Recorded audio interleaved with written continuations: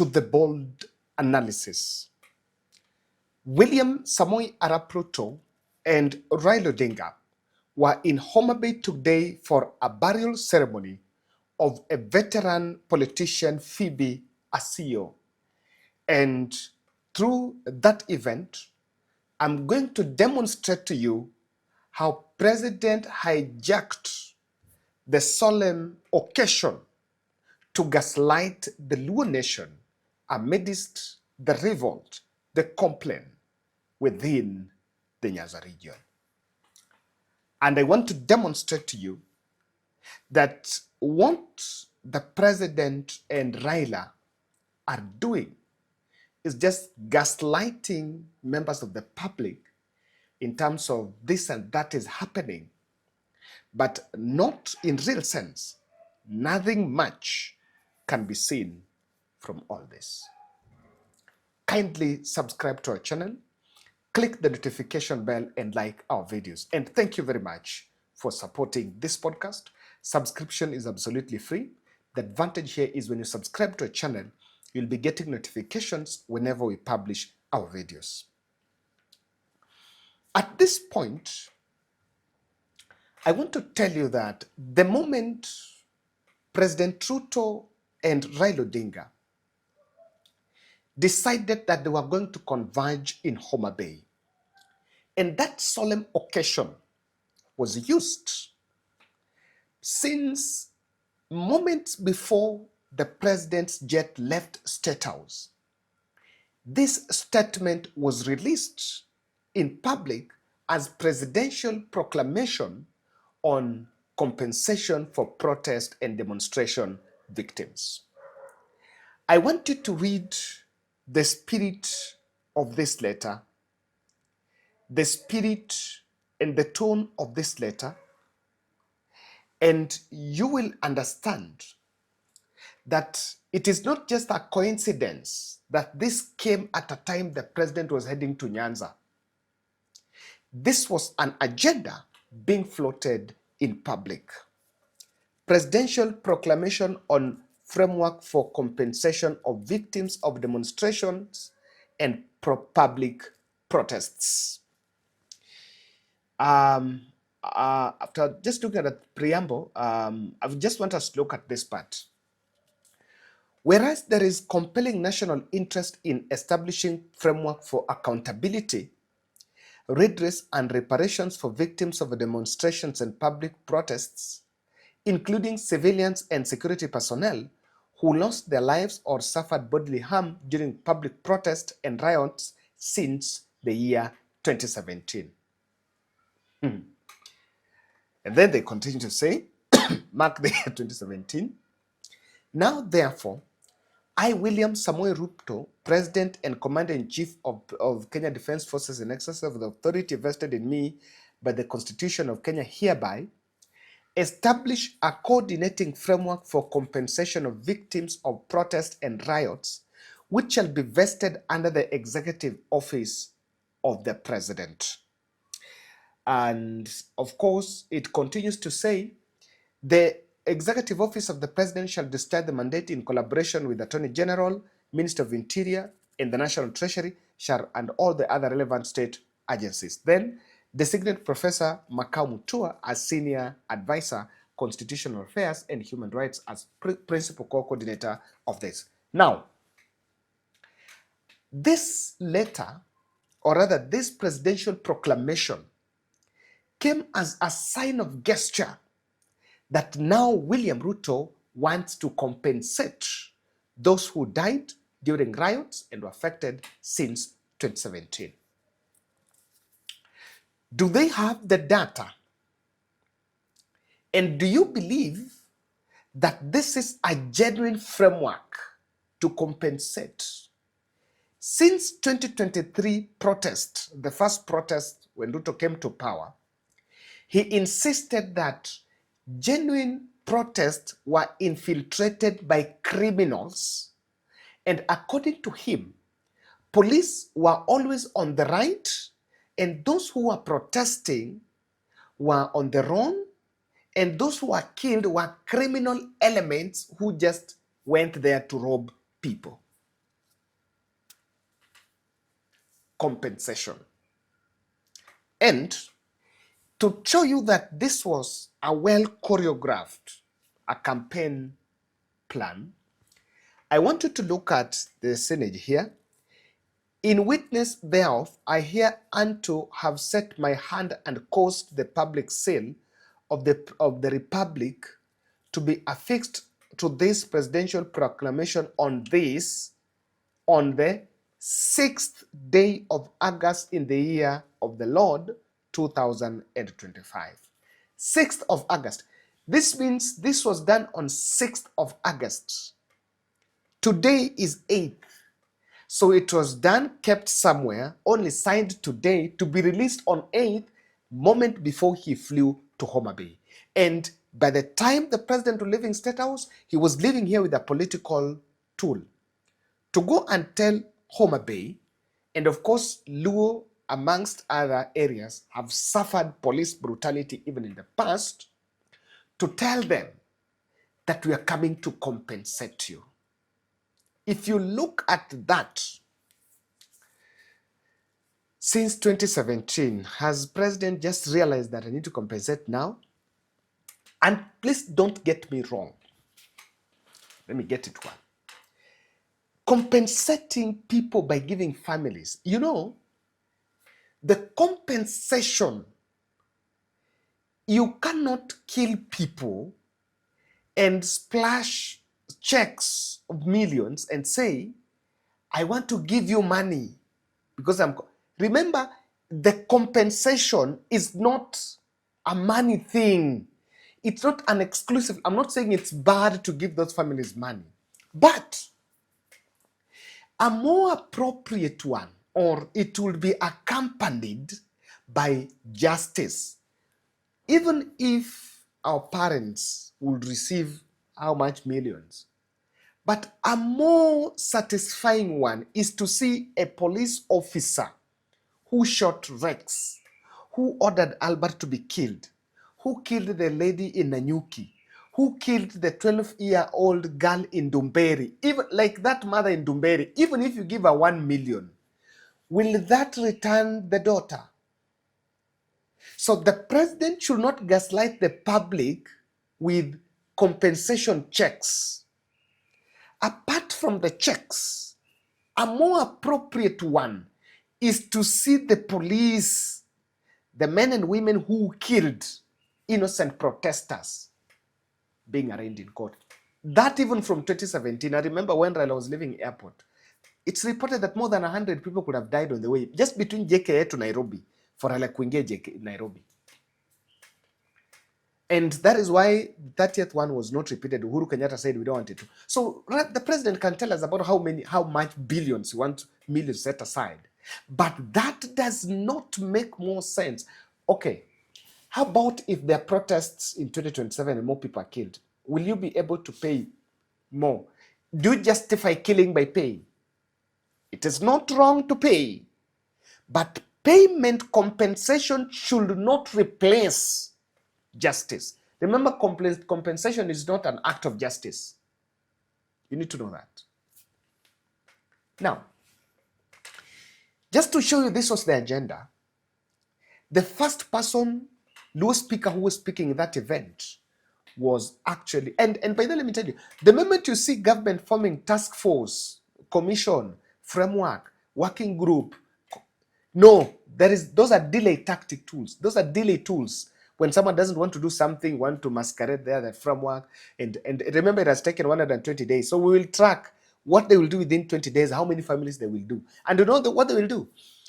Rais atakocha siku moja aende Nyanza aseme ameeta 100 million or some 1 billion, akuwe na that big check, then get some people there, then line up that they're being given money.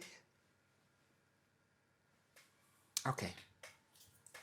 Listen to Millie praising, and they set agenda. This is Millie Odhiambo. Together and push the country forward. And Your Excellency, this morning I was particularly impressed to see that you have put in place a framework for compensating victims of post-election violence and similar things. And because for those of us who come from the human rights background, It is one of the issues we've been challenged about. And I want to say thank you for taking that initiative. Shockingly, actually Wanga also, I think, put some point on the fact that, and that is what I'm telling you, it was targeting the Luo nation. Did you hear Wanga talking about saying, you know, watu wengi wameuawa, watu wetu wameuawa kutoka kitambo, na sasa for the first time we are getting a president that is going to compensate.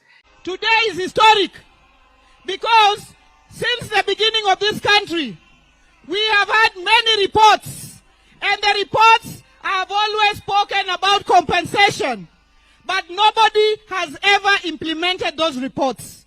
But today, His Excellency the President, together with Baba, under the 10-point agenda of our MOU, have created a framework for compensation of all those who have been injured or died during protests in this country since 2017. It has never happened. It is historic. Na wale ambao wanaongea wataongea, lakini sisi tunajua Kenya inasonga wapi mbele. It is so sad that someone is praising a president who reigned, who presided over brutal murder, killing of people, defended the police, and they want to tell this country that man is a saint. Come on. We can do better. Come on. We can do better. We can do better. So Wanga wants us to take President the good man because he's paid. Is payment the issue because he's compensating? So compensation should replace, it is cool to kill because you will get money. And if you to know, it was a drama. What happened in Migori, in Homa Bay was drama. Mbadi, Treasury CS, is telling us how they have availed money for that. From where? I am happy that Your Excellency, you have agreed with the Prime Minister that we are going to do something that has never happened in this continent. That people who have suffered in the hands of the law enforcement officers, those who have lost their lives before, those who have been injured, the victims of brutality, are going to receive compensation. And you have instructed me, Your Excellency, that I make funds available. I just want to commit here that funds will be available to compensate those who have suffered in the hands of law enforcement officers, so that we can open a new chapter in this country, a chapter of the rule of law and a chapter of respect to human rights. Which kitty? This is Madi. From where? Which ministry? Which kitty? Ndio wanakoja na framework. This framework is supposed to say maybe how many are going to benefit and who are supposed to benefit and how that money is going to be done and how verification process. It's a whole lot process. All that is going to be done. Fine. Is it healing and is it going to heal? It is not. It is not. Because remember, people did not go to protest so that they are killed and their parents receive money. A protest was expression of discomfort with what was happening. So if you don't address the discomfort, then it means there will be more rounds of protest and then there will be more rounds of compensation. Is it viable? Now the other part I realized before I will take you, I will review, I will get back to the speeches of, I want us to get to the speeches of Raila and William Ruto. First, I realized that Kindiki normally don't accompany the president in Nyanza. I think it's by design. It is designed that way. Raila arrived, and he arrived after Ruto was already there, and he was given a superior seat that was reserved for him. And, you know, they even had to make Mudavadi, who is the Prime Cabinet Secretary, to invite Raila, then Raila Odinga to invite President Ruto, just to show the people that no, Raila is superior. You know, that it's just a matter of, and you know, there is that side of Odinga wants to be around power. He likes the trappings of power, and President Ruto knows this, that through this he's soothing the ego. And this is Raila giving us why this is the right thing. The naysayers give us space, give us room, and judge us in 2027. And we've said this is going to remain in place up to 2027. After that, we will see where we go to. Even if you are saying one term, so what? It's the Kenyans who will decide the term, and we will see where we want to go. I am confident when that time comes, we will face Kenyans squarely and tell Kenyans, this is why we did ABCD, this is where we want to go. Utasema yako, tutasema yetu.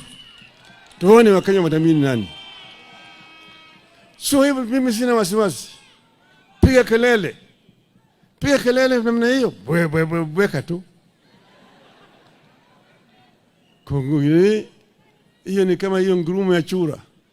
Ngurumo ya chura haizui ng'ombe kunywa maji. Ng'ombe itakunywa maji. We will be able to move beyond 2027. I'm confident we will move beyond 2027. Nobody should try to threaten us. We are Kenyans, like you are Kenyans. Don't go and say that Kenyans is sectionalized. Sisi ni watu wa bahari. Sisi ni watu wa ziwa, kanda ya ziwa Victoria. Sisi ni watu wa bonde la ufa. Sisi ni watu wa milima. Sisi zote ni wa Kenya. We are all Kenyans. All and every Kenyan matters. It's not a question of blood relationship. Oh, you're our cousins. You're our cousins. You're our cousins. So those are your cousins. Those who are not your cousins, what are they? Are they not Kenyans? Are they not Kenyans? Don't tell us also that there is, the government has got shareholders. Watu wengine wako na share mingi, wengine wana kidogo, wengine hawana shares. Then why are you collecting taxes from those who don't have shares? Why do you tax them? You collect shares, money from them, and you say they don't deserve services because they did not vote for you. Shame on you. Shame on you. We want to live in a civilized society in a civilized manner.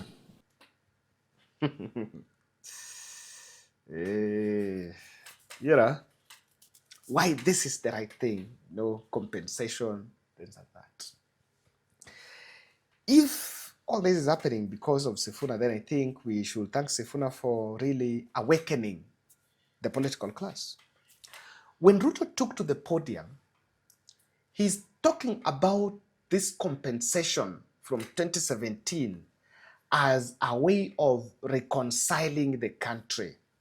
We have also put together a 5-member committee to make sure that our administration will implement not just the 10-point agenda, but all the other agreements that we have agreed so that we can transform this nation. Let me also say that as part of the implementation of the 10-point agenda, today I set up the infrastructure and the mechanism to pay and compensate all those who lost their lives, those who were injured, those who were hospitalized, as part of healing our nation so that we can bring our nation together and forge and focus our ideas, our energy, and our focus in taking the country into the future.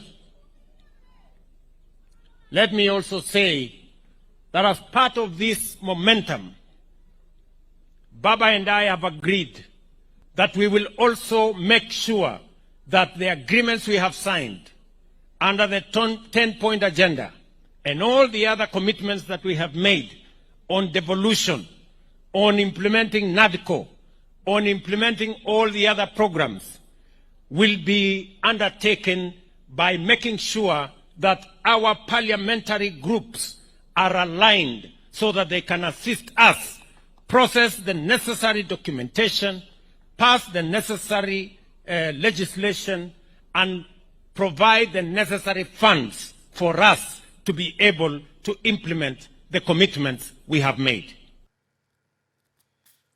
Let me give the president 1 minute advice. I may not be close to his political advisors, but I don't think that their political advisors are more, some of them. If it is the Sudi and the Farouk, I think we can also just add our input. No pun intended. However much money will be poured to these families, it cannot wipe the grief. Of course, it will wipe the grief. At least mwenye ako na jumba, niliona kama Albert alijengewa. There are those who are breadwinners to their families, and those who those who left their young wives there, they are going to get away. But I need to say that the justice system should work so long as you continue to cheer the police and security agencies who are doing these ills, and then you bring in a reconciliation, compensation as a reconciliation tool, just to show people money cannot buy anything, everything. Money cannot buy life. Money cannot return life lost. If someone is dead, however much you give that person, if someone kills I don't want to use my example. If someone kills a child, your child, and you still move around the street seeing that killer there, you still see, probably who ndio polisi aliua mtoto wangu, and you could still see him around. Even if you're given 10 million, how much? For example, Baba Juang thinks and knows that DIG Lagat was the complainer against his son. Even if you build that house and give him that much, it will not live in the mind of that mzee that system killed my son. It will not go. So as we go reconciliation, let's arraign more policemen. The government is the person who deployed them. Let's arraign more and more who killed. By doing that, we'll actually bring sanity in the system. Let's look at the broad-based. I saw Odour and Wanga vouching for broad-based, for how the broad-based is there, and in attempting to attack Sifuna, that was Wanga, Odour, Odinga, and Mbadi. And the only person that comes sober is actually Anyang' Nyong'o. And Nyong'o told them, oh, yeah, apart we have to follow this and this. And that was Anyang' Nyong'o. Orengo looks, I think Nyong'o looks more sober than Orengo. I'm going to analyze exclusively about the public appearance of Governor Orengo, but I need to say it here. 3 days ago, Tuesday, I arrived in Nairobi from Siaya. My first video I analyzed, I told you Orengo was in the country, and I told you Orengo will make a public appearance in the next few days. This is at a time when everyone was shouting about poison. Poison there, poison here. Today Orengo has made that public appearance. And that tells you the authenticity of this channel. Here we don't, we ask, we get the right info. And I'm going to do some analysis about that. So make sure you watch. It will be an interesting one, next one after this video. I see, you think Ruto has gazetted some 5 people there and telling us those 5 people are going to look at how that MOU is working. And that's another gaslighting. Now, why the compensation scheme was floated at this moment? That I want to answer that shortly, just quickly. The first one, someone wants to create an impression that I am implementing the MOU. It is not that he's implementing. He wants to put something in the mind of the voter that you guys, Sifuna alikuwa anaongelea MOU, I'm implementing it. That's what he wants to do.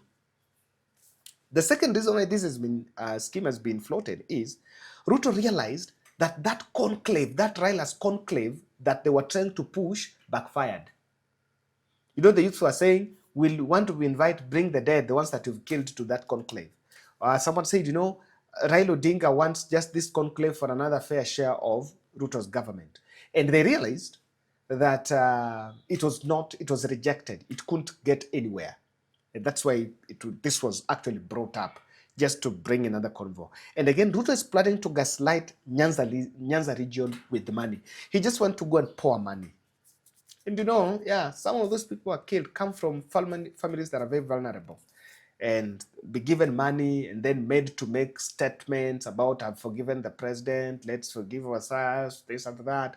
And these are all campaign gimmick. And then after another round here, some people get. Would compensation stop police brutality? Someone should answer. Do you think compensation will stop police brutality? If it can stop, that is an answer. If we are compensating and we're not stopping that abduction and killings wherever there's a protest, come on, we are not coming out of that circle. Let's meet in the next.